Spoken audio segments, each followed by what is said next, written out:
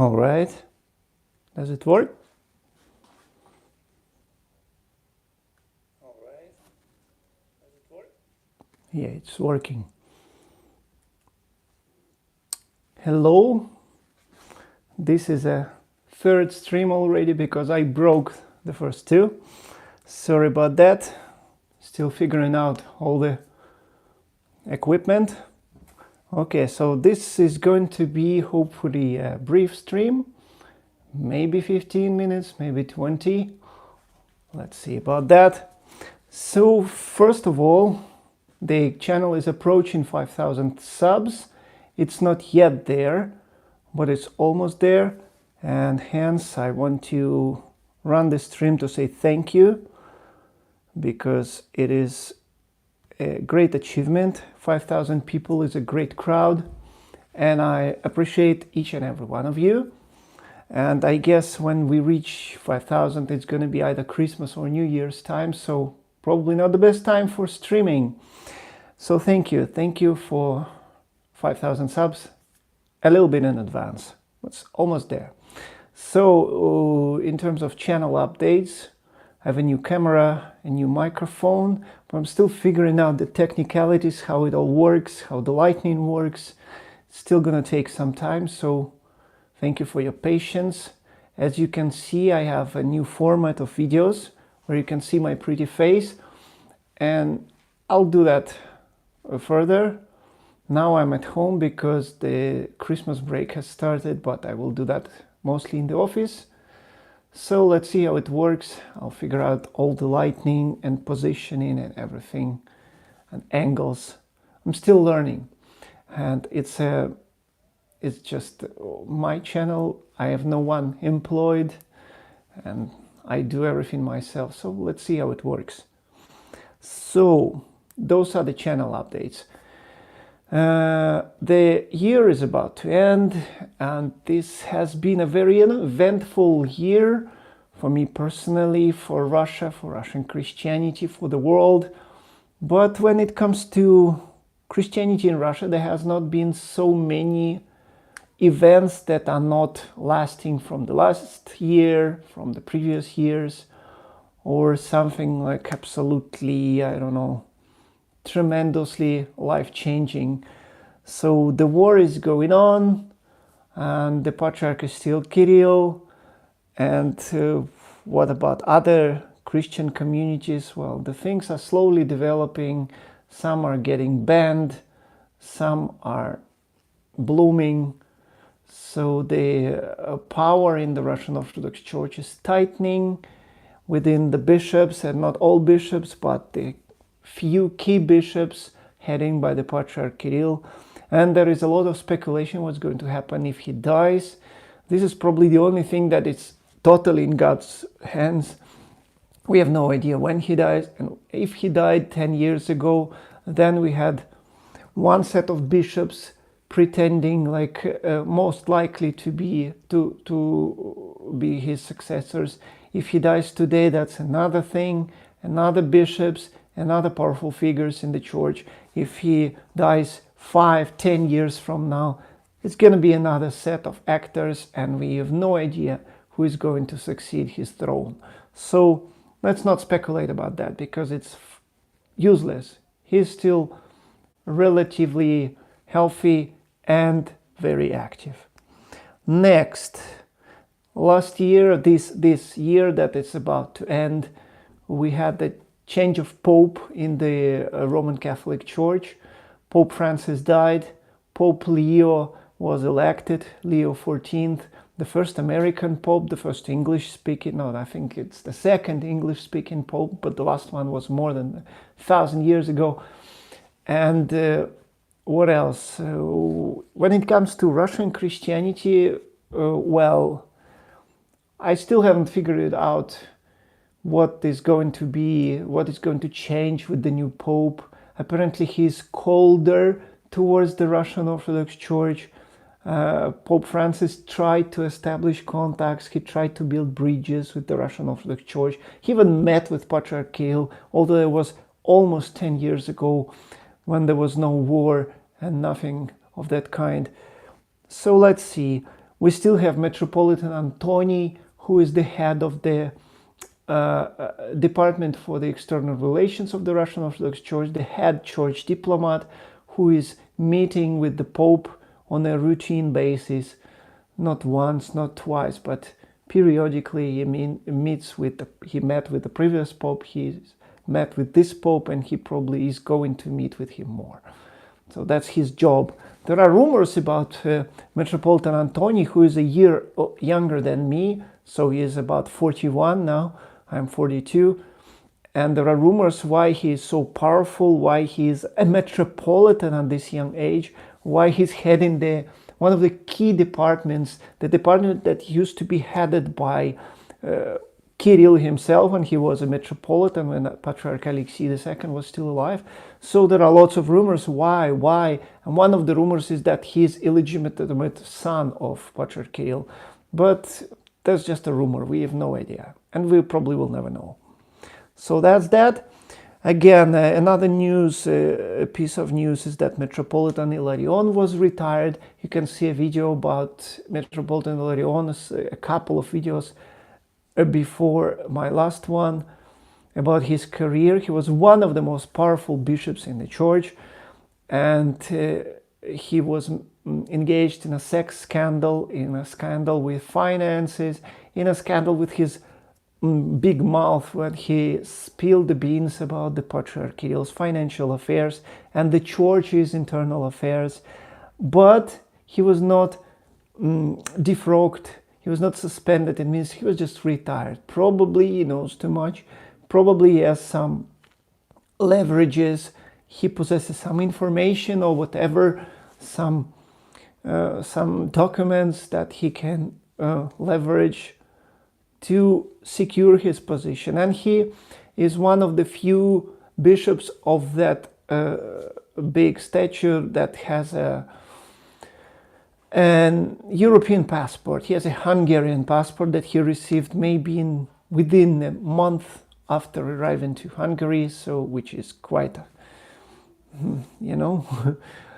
unusual to say the least. So he probably has good connections in Hungary, probably to the highest echelons, maybe to the Prime Minister Viktor Orban himself, who knows. But the fact that he has this passport allows him to stay outside of Russia, and he's now retired in Czech Republic.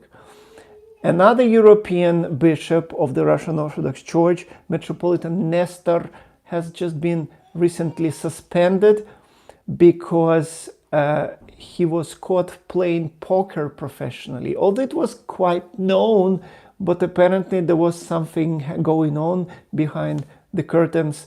We don't know what exactly, and he was suspended for that formally. The thing is that the Russian Orthodox Church has a crisis of sorts. There is not enough bishops with European passports that can freely live in Europe without, a threat to be sent back home, because Russian citizens need visa to most European countries. And the thing is that in the current situation with the war and sanctions and everything, there is not enough bishops. And some bishops like Metropolitan Hilarion used to do, and Metropolitan Nestor has just been suspended. With European passports, they operated several eparchies at the same time in Europe because there are not enough bishops of that caliber. There are, of course, clerics with European passports all over the place, but one thing is that you have a passport, another thing you have much experience, authority, and trust from the Patriarch to operate a European eparchy outside of Russia, outside of direct tight control of the Patriarch. So that's a very tricky situation. It's a crisis of sorts, a crisis. So yeah, that's that. Greetings from Uvascula. Who is greeting me from Uvascula? Hello, and from Munich.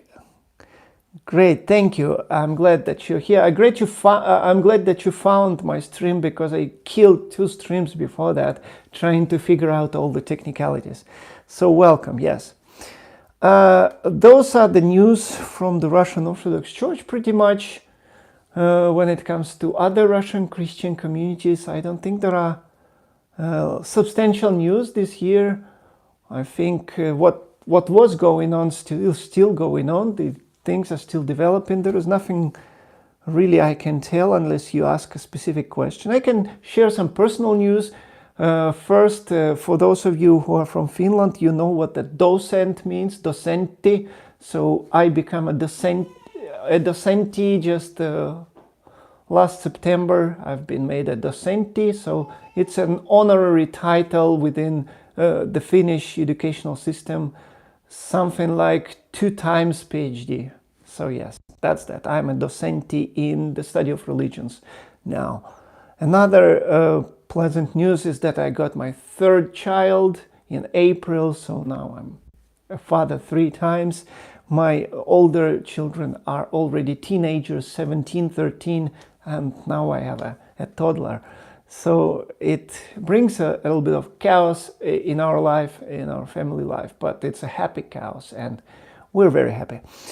So yeah, next, pretty much I can conclude the stream here. So I can remind you that you can buy this book on Amazon, or if you want to get it more or less cheaper than a cup of coffee, you can join the channel as a paid subscriber. I think I put the smallest price on that I could, the smallest that the system allows, and it's less than a cup of coffee, at least in Helsinki, where it's very expensive. And you can download this book as a PDF for free if you want to. But you can as well buy it in a hardback or paperback in Amazon. Or you can buy the ebook in Amazon as well. So there are 3 options. I have plans to revise the book because as usual, I already have things that I don't like in this book in terms of both formatting but also content. So I would add some things, I would reshape some things, but I unfortunately don't have time for that now. But eventually I hope I will give you the 2nd edition of this book, which is Understanding Russian Christianity, which I like very much. It's that thick now, and I hope it won't become thicker, so I probably revise it to make it pretty much the same size. Another thing that if you want to support my work and if you wish to support me somehow, you can buy me coffee, which is a service that many YouTubers and other bloggers use, and you can find in the description box below the link to buy me a coffee. And coffee is my drug of choice. Yeah, I don't smoke, I don't drink alcohol, but don't do drugs obviously, but I only drink coffee. So yeah, that's the way you can support me if you want to, but you can support me absolutely for free by subscribing, by liking, by commenting, or by sharing my work. So I have a question in the chat. Do you know in Finland? I don't think I do. I don't think I know this. Kaarina Kyrölainen. No, it does not ring a bell, sorry. And thank you for your blessings, for your wishes for my family. Yeah, it's now relatively big. By the Finnish standards, it's 5 people. It's considered big, but I'm going to Finnish classes. I go to Finnish classes, and there I met a classmate from Somalia, and she said, no, your family is not big at all. No. Even can be considered small, but yeah. Kaarina Kyrölainen. No, I don't know the person, unfortunately. Is she a scholar? Is she from academia? An author? This is the first time I see the name, sorry. So, no. I'm getting my 3rd child next month as well. Congrats to you, my dear friend from Jyväskylä. I have friends and colleagues at the University of Jyväskylä, obviously, because the world is small and we, in our narrow field, we all know each other. So great, great. Finland is a great place to have a baby because I mean, not in terms of finance, but in terms of infrastructure.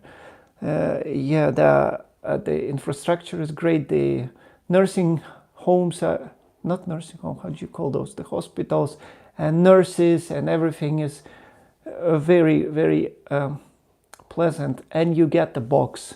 In Finland, you have a big box with all the necessities for a toddler. You can opt for money, but the sum is going to be less.